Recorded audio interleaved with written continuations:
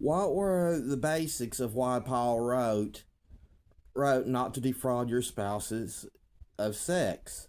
Well, now let's start off by reading 1 Corinthians 7, verse 2 through 5. It says, "Nevertheless, to avoid fornication, let every man have his own wife, and let every woman have her own husband. Let the husband render unto the wife due benevolence, likewise also the wife unto the husband.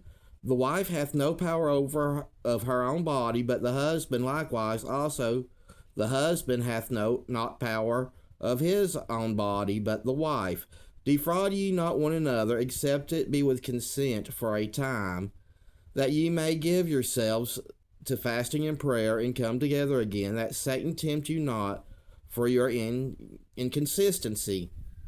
Now, there's two different reasons for this. The reason why women are not to defraud their husbands of sex is different from the reason the husband is not to defraud his wife of sex.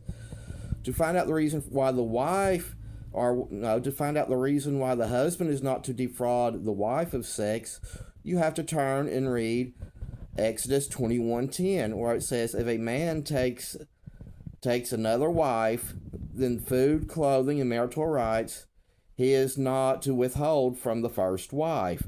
And if he does he is to divorce her and send her out with no money."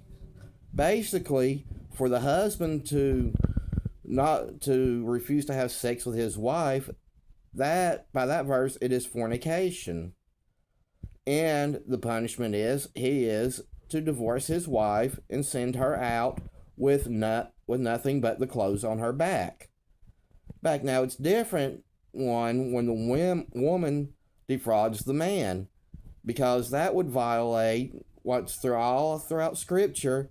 That would mean she is not submitting to him. So it's two different sins.